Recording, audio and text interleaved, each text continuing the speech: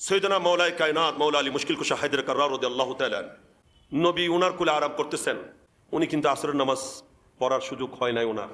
উনি দেখতেছেন সূর্য ডুবে যাচ্ছে, সূর্য ডুবে যাচ্ছে, আসরের নামাজ তো কাজা হয়ে যাচ্ছে। অথচ আসরের নামাজ কেমন নামাজ? এটা সালাতুল বুস্তা, মধ্যবর্তী নামাজ, যেটাকে আল্লাহ তাআলা পৃথকভাবে আলাদাভাবে বলেছেন হাফিজু আলাস সালাওয়াত ওয়াস সালাতিল বুস্তা। আল্লাহ বলেন সমস্ত নামাজকে সংরক্ষণ করো, বিশেষভাবে মধ্যবর্তী নামাজ।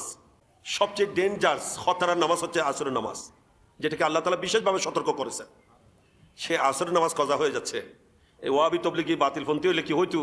আরে নবীরা রাগ আগে নামাজ না পড়িল, নামাজ হজরত দেন নাইলে হইতু। ই তারা হবে যে নবীতুন কি বড়, নামাজ বড়, ঠিক না? সুবহানাল্লাহ। কিন্তু মৌলা আলী মুশকিল কুশা হায়দার কাররার রাদিয়াল্লাহু তাআলা ইনার মনে হয় শরীয়তের ইলম ছিল না। জি, সারা জগতে যত ইলম পেয়েছে আমার নবী থেকে পেয়েছে, মৌলাই কায়নাতের মাধ্যমে পেয়েছে। যে কারণ আল্লাহর হাবিব ঘোষণা দিচ্ছেন আনা মদিনাতুল ইলমি ওয়া আলিউন বাবুহা, আমি হলাম জ্ঞান নগরী, আর সেই জ্ঞান নগরীর যিনি মহান তোরণ, যিনি গেট, ইনি হচ্ছেন আলী।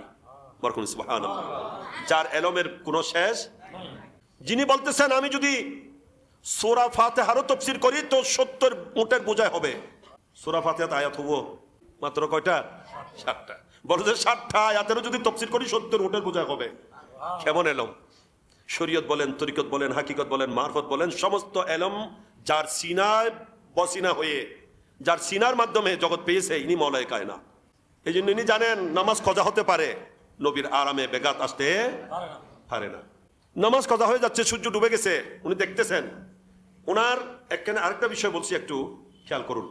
ইনার যে নামাজ কজা হয়ে গেল সূর্য ডুবে যাওয়ার কারণে, আসর কজা হয়ে গেছে কিনা, কিন্তু ওনার কাছে অজুহাত আছে না নাই? অজুহাত আছে।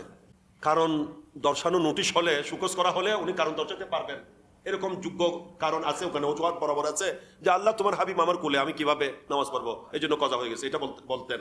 ওনার কাছে কারণ আছে। কিন্তু দেখা যাচ্ছে এরপরও চোখের পানি ধরে রাখতে পারেননি, চোখ দিয়ে পানি গড়িয়ে পড়ছে। আল্লাহ নবীর আর আমি কোনো ব্যাঘাত করেননি, কিন্তু চোখের পানি কন্ট্রোল করতে পারেন নাই। কেন? নামাজ কজা হয়ে গেছে। যে আমার জীবনে তো নামাজ কজা হয় নাই। সুবহানাল্লাহ।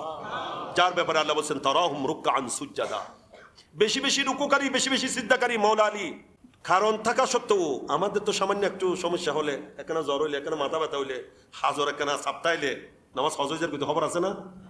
জি, এনে অজুহাত একখানা ফাইলে দূর নামাজ শেষ। নামাজ তো শেষ গজি গজি হজা তো গিয়ে সুগর পানি এসছে না কোনোদিন। কিন্তু মৌলা আলীর কাছে উপযুক্ত কারণ থাকা সত্ত্বেও চোখের পানি চলে এসেছে। আমার নবী জিজ্ঞাসা করলেন মা ইউবকিকা, আলী কাঁদছো কেন? মৌলা আলী বললেন ইয়া রাসূলুল্লাহ, চোখের পানি ধরে রাখতে পারি নাই, যেহেতু আমার আসরের নামাজ কজা হয়ে গেছে। তখন আমার নবী কি করলেন? সুবহানাল্লাহ। আল্লাহর নবী বললেন আল্লাহর দরবারে, আল্লাহুম্মা ইন্না আলিয়ান ফি তাআতিকা ওয়া তাআতি নবিয়িকা, বুখারী শরীফের হাদিস। আল্লাহর নবী বলছেন আল্লাহ আমার আলী তোমার আনুগত্য এবং তোমার নবীর আনুগত্যের মধ্যে ছিল। এখানে আনুগত্য করছে নবীর, ঠিক কিনা? আরাম নবী উনি বসেছেন ওনার কুল মুবারকে, আল্লাহর হাবিব সেরে পাক রেখে আরাম করতেছেন, তাইলে উনি আনুগত্য কার করছেন? যে কিন্তু আল্লাহ নবী বলতেছেন আল্লাহ তোমারও করেছে, তোমার নবীরও করেছে। কারণ নবীর এতাআত আল্লাহর এতাআত। মান ইউতির রাসূলা ফাকাদ আতা আল্লাহ। নবীর নাফরমানি আল্লাহর নাফরমানি। নবীর উপর আপত্তি, আল্লাহর উপর আপত্তি। এই জন্য আল্লাহর দরবারে আমার নবী ফরিয়াদ করছেন, আল্লাহ আলী তো তোমার এবং তোমার হাবিবের, তোমার বন্ধু, তোমার নবীর আনুগত্য ছিল। আসর নামাজ কজা হয়ে গেছে, এটা কজা হতে পারবে না, সূর্যকে উঠাই দাও। সূর্য প্রতিদিন পূর্ব দিক থেকে উঠে, আল্লাহ আজকে যেন পশ্চিম দিক থেকে উঠে আসে, আমার আলীর জন্য যেন আসর তো আবার হয়। এই জন্য আমার নবী যখন ইশারা করেছেন, আমার নবী যখন ফরিয়াদ করেছেন, সাথে সাথে পশ্চিম দিক থেকে সূর্য উঠে এসেছে।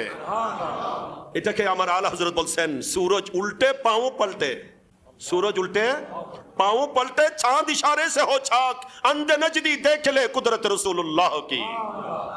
তোমরা তো বলো নবীর কাছে কোনো ক্ষমতা নেই, जिसका नाम मोहम्मद या अली है वो किसी चीज का मालिक व मुख्तार नहीं। এরা লিখছে এদের কিতাবে।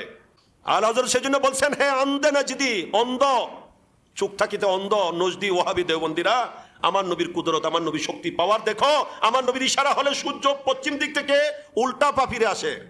আমার নবীর ইশারা যখন হয়, সূর্য পশ্চিম দিক থেকে পুনরায় উদিত হয়, উল্টো পা ফিরে আসে। চাঁদ আকাশে 14 তারিখের পূর্ণিমার চাঁদও দ্বিখণ্ডিত হয়ে পড়ে যায়।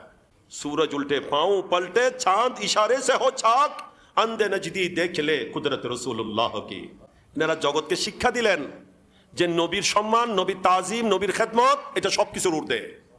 এটা সবকিছুর, এটা সিদ্দিক আকবর জান কুরবান করে দেখিয়েছেন যে নবীর ঘুমের জন্য, নবীর আরামের জন্য আমি জান কুরবান করে দিয়েছি।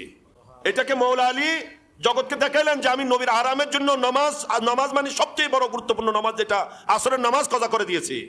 এই জন্য আমার আলা হযরত দুইটা ঘটনাকে একত্রিত করার পর বলছেন সাবেত হুয়া জুমলা ফরাইজ ফুরু হ্যায়, साबित हुआ जुमला फराइज फुरू है, আসলুল উসুল বন্দেগি উস্তাজওয়ার কি है। এটাই প্রমাণ হয় যে যত ফরজ আছে সবগুলা শাখা মূল হচ্ছে আল্লাহর হাবিবের তাজিম, আল্লাহর হাবিবের সম্মান, আল্লাহর হাবিবের বন্দেগি, আল্লাহর হাবিবের আনুগত্য। বরকত সুবহানাল্লাহ। এই মুনাফিকদের সমস্যা, মুমিনদের আর মুনাফিকের সমস্যা এখানে। মুমিন যারা তারা আল্লাহর হাবিবকেই সবকিছুর ঊর্ধ্বে প্রাধান্য দেবে।